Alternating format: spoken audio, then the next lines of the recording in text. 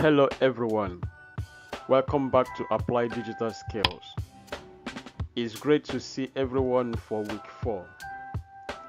We've laid the foundation and now we are building the skills that get you hired and help you thrive.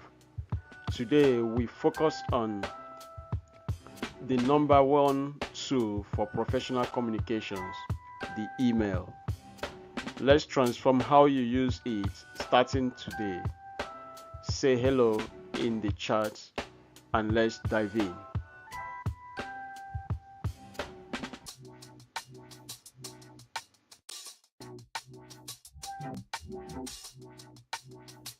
So think about the last time you applied for a job or reached out to a client.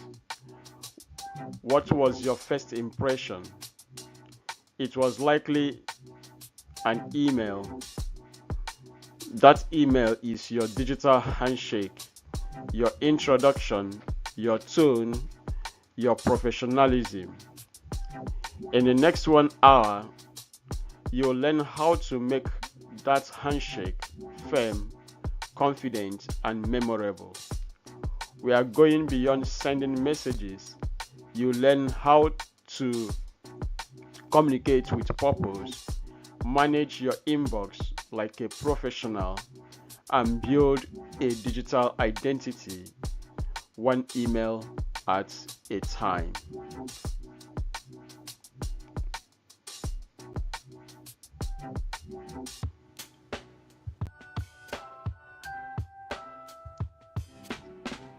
So before you even type a single word, let's talk about the package your message arrives in.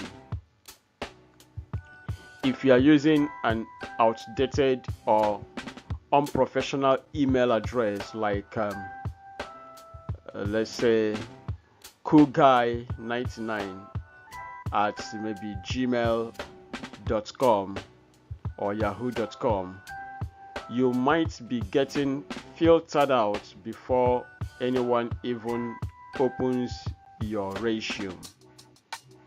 Your email address is part of your brand. The standard professional format is a variation of your name. It's clean, simple, and says you are serious. Next, you build your signature. This is a massive opportunity to reinforce your professional identity. It automatically adds your details to every single mail you send. But it's more than just your name. It's your brand also. It tells people who you are, what you do, and how to connect with you, including a link to your LinkedIn profile. It's a professional move to add that. It invites them to learn more about your work, your experience, and your voice.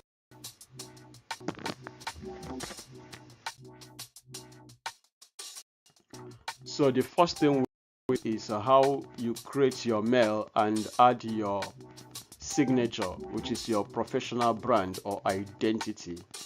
So I would have presumed that all of us know how to create an email, but let us just let me give you a brief review of that. If you are creating an email, we are going to use a Gmail, which is always popular, very popular among everyone around the world. So you can go to your browser. In the address bar, you type gmail.com. Okay, because I have an email here already. It's opening that Gmail.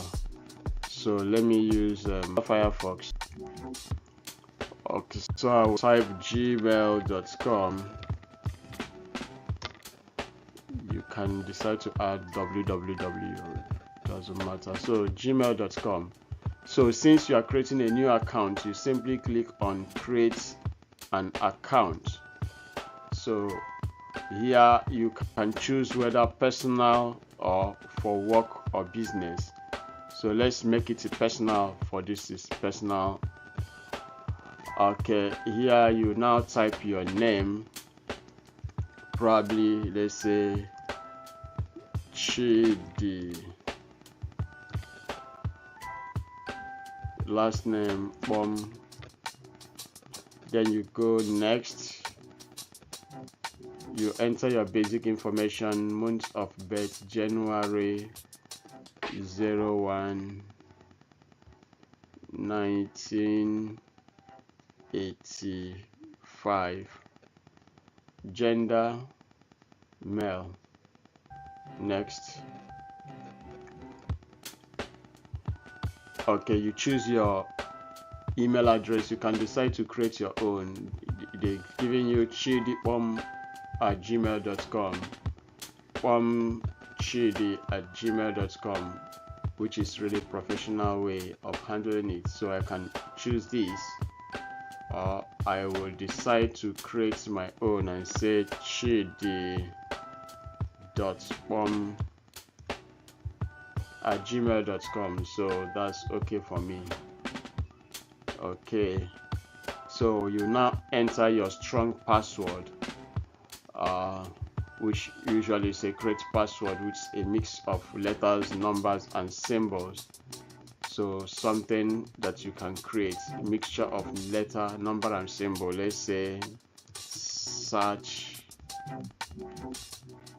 for me at 1. Okay, search for me at 1. Now you go next.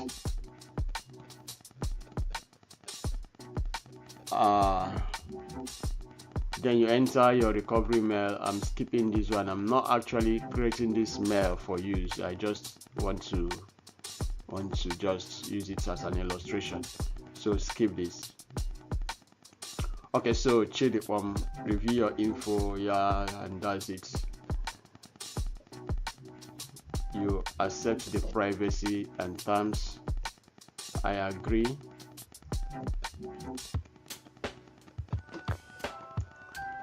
Of course, you can create this email in your Android phone or using a system. Okay, so I have now created an email.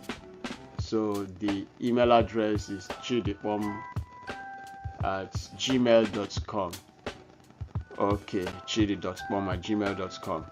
Okay, now if I want to compose an email, I will have to send it somewhere. Let's say kmacims@gmail.com. But I really need a signature. So I will have to add a signature. So what I'm going to do is I will go to discard these settings,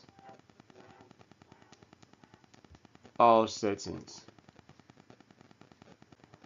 Okay, I'm going to scroll down.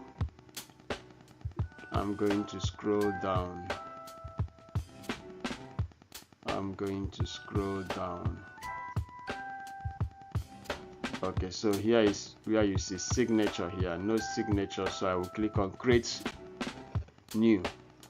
Okay, this my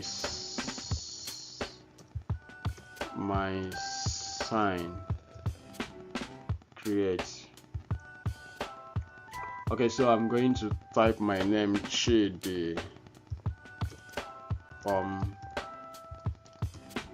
Okay, system administrator.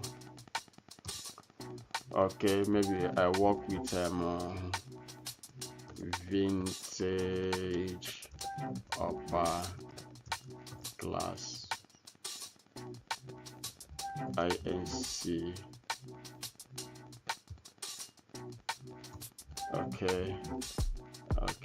Then I can decide to include my phone number or not. But what a very important part is to include my LinkedIn profile URL.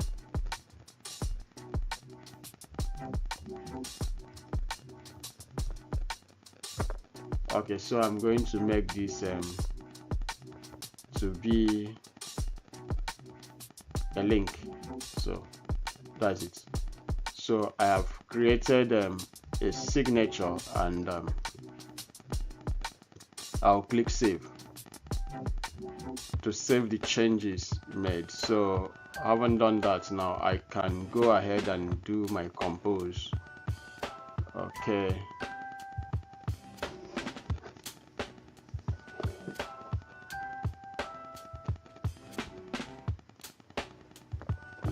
The signature is supposed to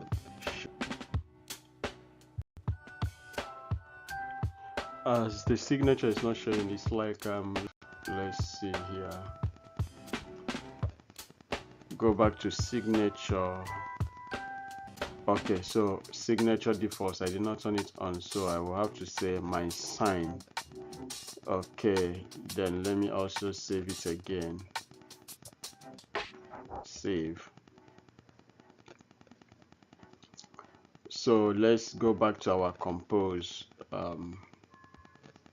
Let's see what happens now.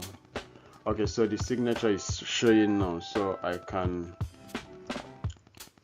actually send my email. Put in your email, put in the password, just see the signature is already there. And that's how you create your signature and your email address. So you just created your email address and created a signature which represents your brand and your professional identity.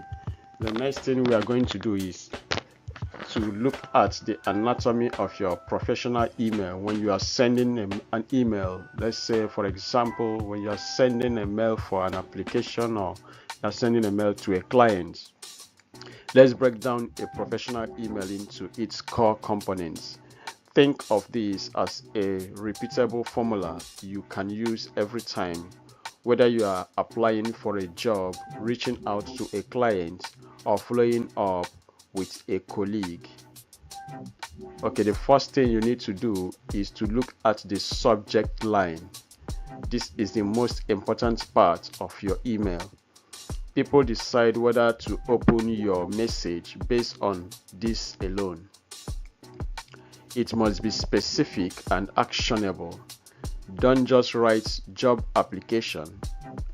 Write something like application for marketing associate, Chinedu Okafor, or Chidipom, or anything that is your name, but let it be preceded with the particular job application you are applying. That clarity earns attention. Now the salutation matters also. You have to be very formal. Dear Mr. Dear hiring manager. Very formal. Next is the body. Be direct. No one has time to read a wall of text. Just state your purpose in the first sentence. Use short paragraphs to break up ideas and make your message skimmable. If you are including attachments, always reference them in the body. Never send a file without context.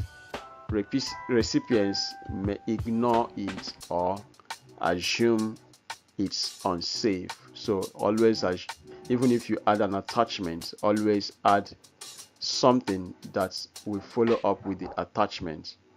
Finally, end with a formal and clean closing, including your signature. A simple structure executed well shows you are a clear, confident, and professional communicator. Let's illustrate how this works. Just a little how you create an email.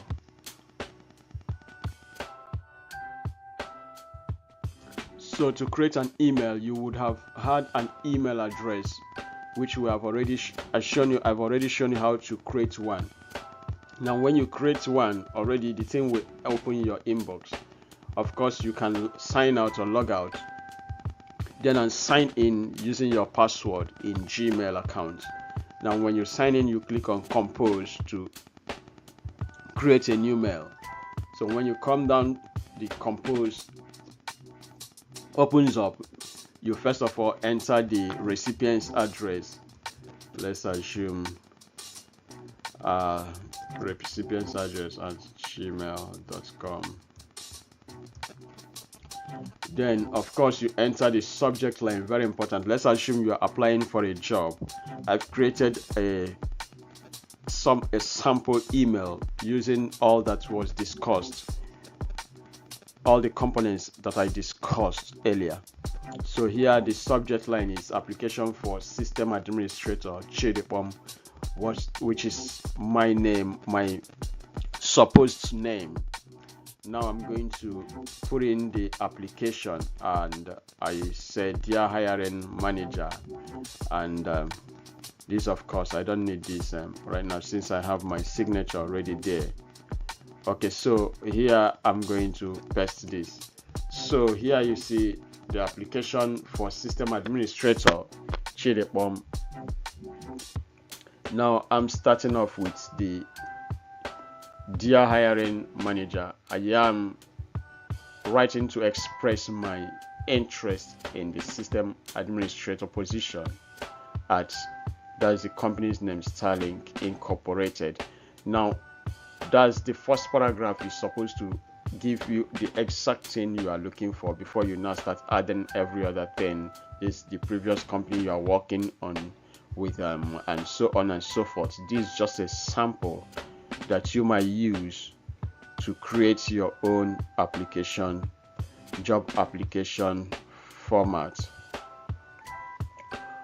Okay, so that's it. I'm not sending it. I'll still leave it here. We might still use it again later in the next section we are looking at right now.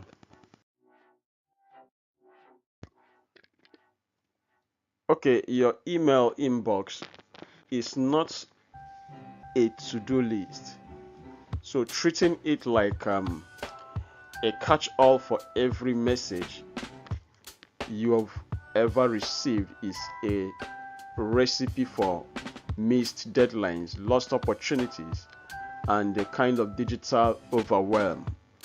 That's one thing we say, digital decluttered email. So it's good to declutter them most times. What you need is a system, a simple repeatable workflow that keeps you think of your inbox as a landing pad, not a storage unit. So once you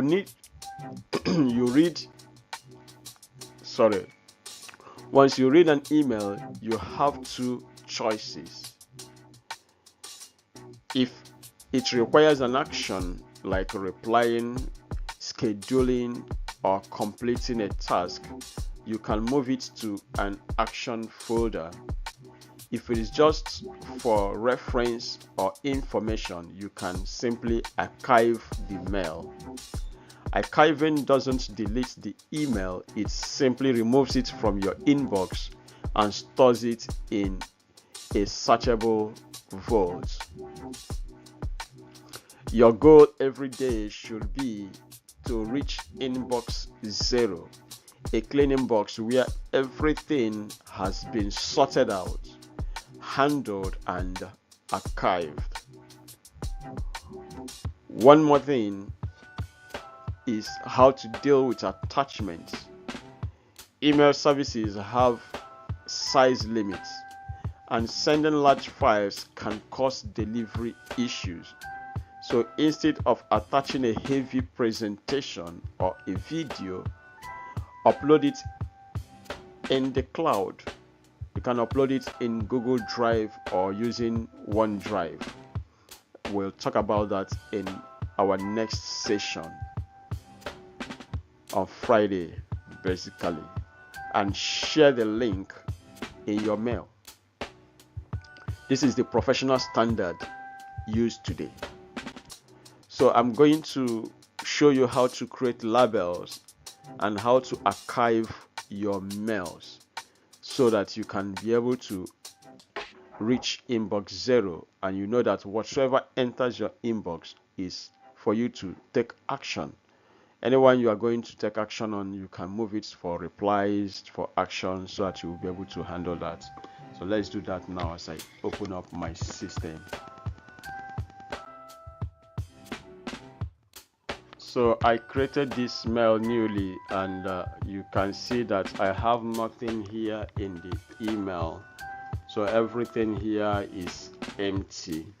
Now Gmail has, Gmail, even Yahoo, have made things easier for us by giving us this label here, promotion and social here, where automatically promotional messages automatically enters into the promotion label, and then messages from social media automatically enters into the social media label. But you can actually create your own label. To do that, you scroll down. Now you see labels here. You click on this plus icon which says create new label. So I can create an action label.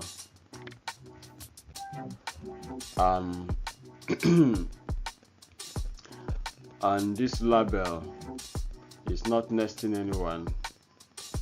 I will just click on create. So I will have my new action is created and is here.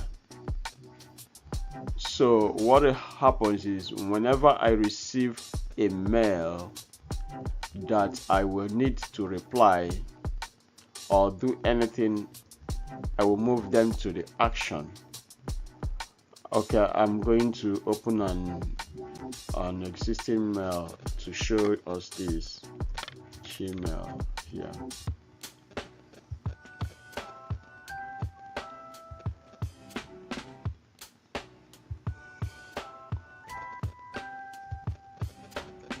Okay, so this mail opens up.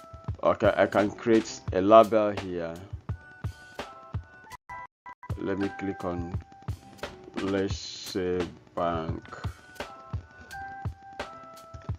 at finance. Okay, so now what I'm going to do is anything that is bank related, I'm going to move them to my at finance. So you can select everything that is at finance, UK, and you are going to go to move to at finance. So they will now move down to this place. So they are all here. So whenever message enters your inbox, you can now move them to where it's supposed to be to clear your inbox. Now if there are things that you want to do later, maybe I want to listen to this later, okay, I don't really need this, I have gone through this, I don't need it, then I can decide to archive them. Now this is the archive icon. Now it did not delete the information, it only archived them. When I need it in the future, I will still go and search for them, and I will be able to get the information back.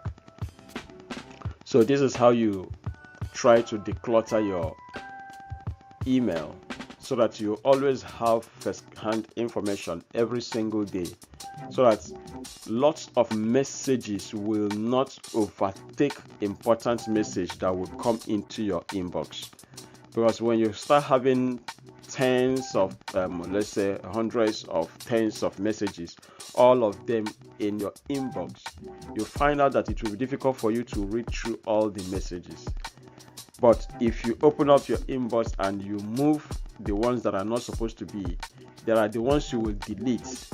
If you find out that some of them are not necessary, you can just select them and click delete, and you delete them. While some that are necessary, you can archive, or you decide to move them to the labels you have created, and that will help you to declutter your inbox and reach out inbox zero. Very, very important for you and for your career. Still very important aspect of creating an email that we need to look into. This is the fields that you might be using while creating an email as a professional or in your workplace. So we want to talk about the 3 small fields that can cause big problems or build your reputation as a thoughtful communicator. These include the carbon copy, or we call it CC. We usually say it's copy to. Then we also have the blind carbon copy, or we call it BCC, which tries to keep the privacy of recipients from others also. So it's very important for privacy use. Very, very important. Then we also have the reply all, which is also important, that you don't need to use at all times. You just have to be careful when you use them. So these tools help you manage visibility and context in your emails, but misusing them can lead to confusion, privacy breaches, or even a workplace drama. So when do you use the carbon copy? You use carbon copy when someone needs to stay informed but isn't expected to act on your mail. So you are sending the mail to someone. Let's say you are sending the mail to Mr. Ibu. Great. But you need to let the main boss know that this mail has been sent. The main boss is not supposed to act on the mail, but he needs a copy so that to show that you have actually sent this mail. So you create a carbon copy to him. But the person that is receiving the mail that is supposed to act is the main person that will receive the mail at the recipient's address. But you created a carbon copy to another person. So that's when you create a carbon copy. So you can copy to more than one person. So you just add their email addresses in the carbon copy box. However, when you are sending mail, but you don't want the recipients to know who other recipients are, you are trying to protect their privacy. You don't want them to know. Maybe you are sending mail to like 10, 20, 15, or even up to 50 recipients, but you don't want any of those recipients to know who the other recipients are. It's important to use the blind carbon copy. Now, this blind carbon copy helps protect their privacy. It's very important, especially when you are doing mass emails, so that people will not start using other people's email address for something unusual. So that's when you use the blind carbon copy. Now you can use reply all only when every person on the thread truly needs your response. If not, reply to the sender only. So if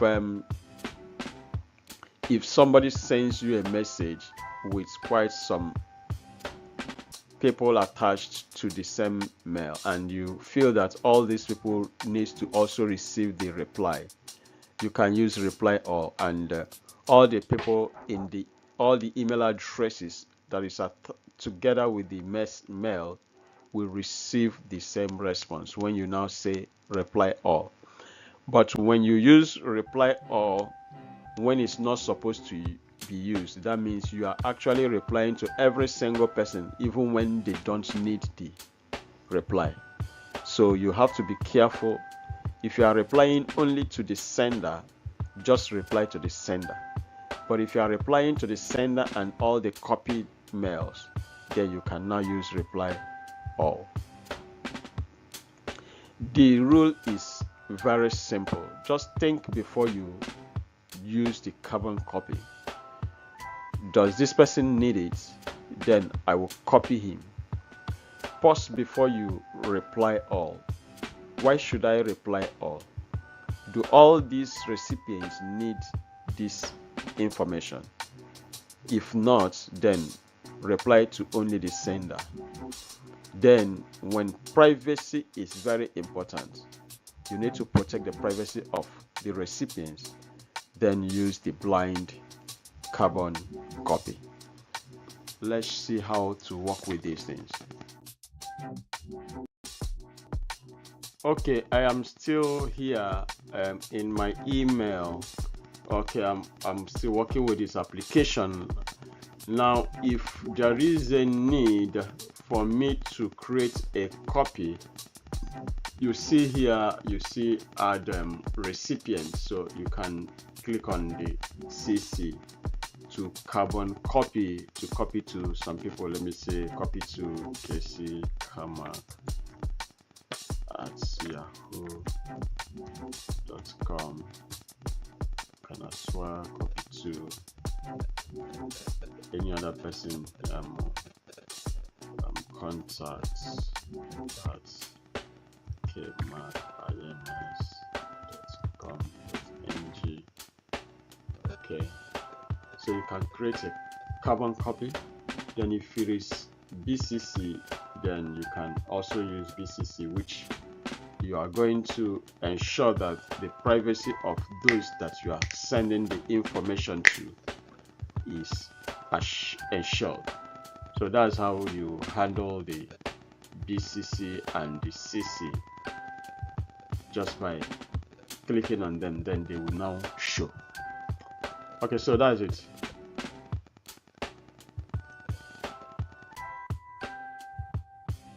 Okay, so whether you are an applicant using your email to type in applications for your job, submit your CVs or create your cover letters, or you are working somewhere, most times there are some mails that you know you repeat steadily, send them often.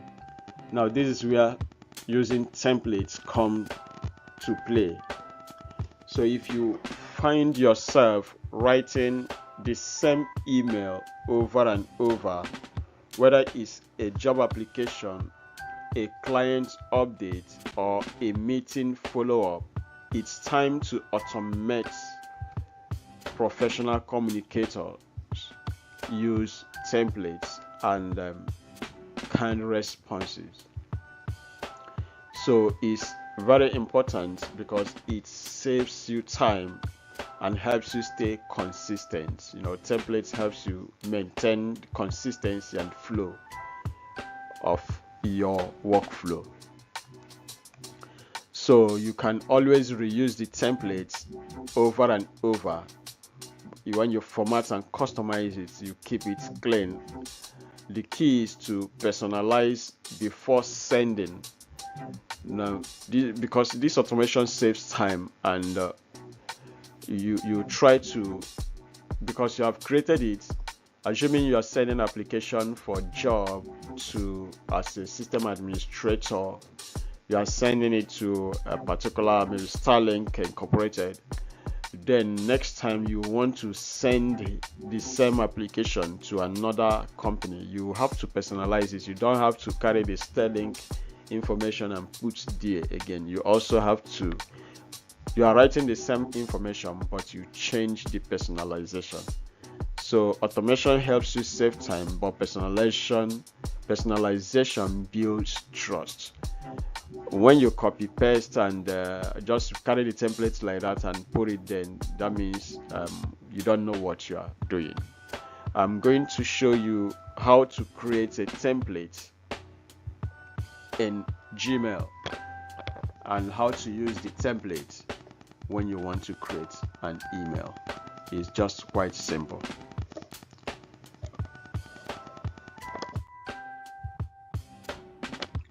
Okay, I'm still in my inbox. This is the email I'm still composing. Look at it here. Let's see, assuming I want to save this as a template.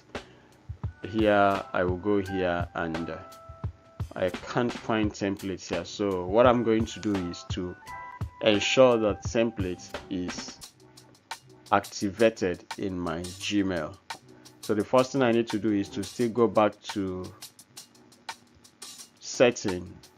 all settings, then I will go to advanced here, then I will scroll to see templates. Okay, here is auto advanced. Here I see templates, so I'm going to enable templates. So having enabled templates, I will click on save changes.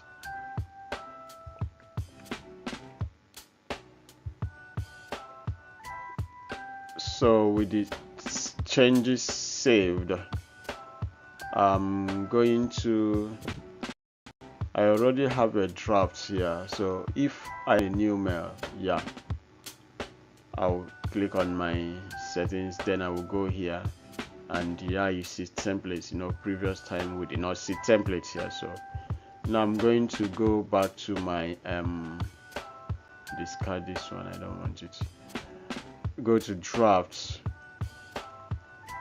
So open the mail that I am working on, then I will now click here, this ellipsis here. Now you see templates is shown. Now I'm going to save draft as template. So I'm going to click on save as new template, then I'm going to save it, this application for system administrator. I think that's quite good for the template name, so very explanatory. So that's it. So I've saved it. Let's assume that I sent this. I did not attach anything, but that's just by the way. So now I want to create another mail with the same information. Let's assume I'm sending this to info at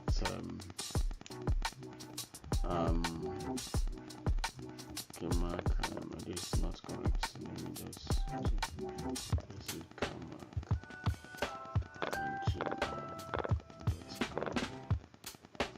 okay, then I'm going to go here and I will go to templates and I will go to saved template and I will select the application. Okay, overwrite saved template. This will overwrite your saved. Sorry.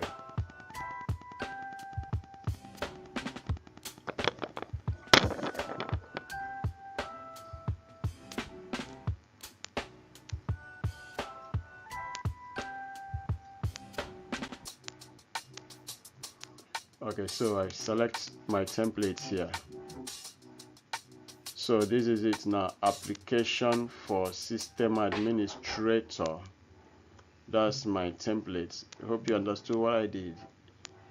Select here, go to templates. Now this is the templates, available templates here. So if I want to delete the template, I'm going to point here and I will delete the template. Now you can save as many templates as possible. When you point here and you click on save as new template and it will be saved. Now I've selected this template which is already here. Now what you need to do is to personalize it, right? This application, assuming that I'm applying for business analyst.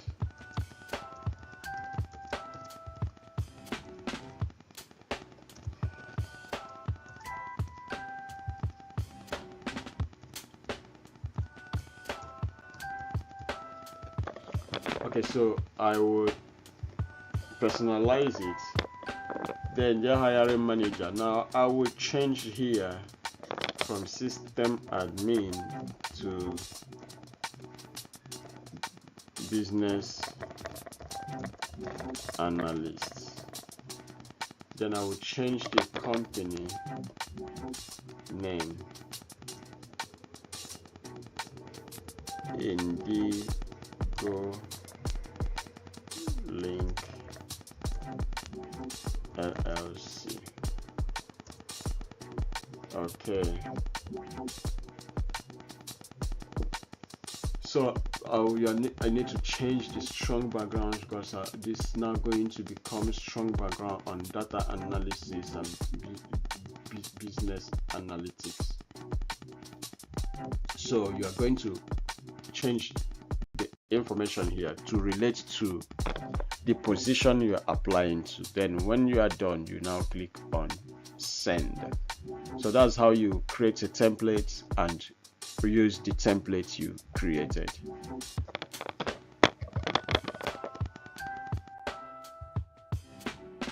It's not all about creating emails and sending them across to different recipients. It's also important to understand the etiquettes across cultures. Email etiquette isn't universal. What's polite in one culture may feel abrupt in another culture, as you know how it happens in our culture and the global workspace. As a global professional, you need to understand how tone, formality, and timing vary across regions and industries. In some cultures, directness is valued. In others, formality and hierarchy matter. So it depends on which culture and tradition or which industry you are working with. Always consider your audience, very important. Use respectful greetings. Avoid the use of slang or idioms. And be mindful of time zones when expecting replies. When in doubt, default to professionalism. A well-written email shows cultural awareness and earns you respect.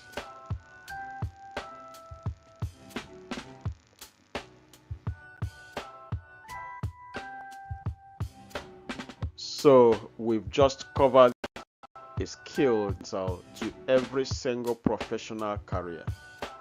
You now have a blueprint for writing and managing email effectively. What questions are on your mind? The comment box and the chat window is our friend. Now it's time to apply what you've learned. Your challenge is send a professional email to a mentor, a recruiter, or a client using today's skill.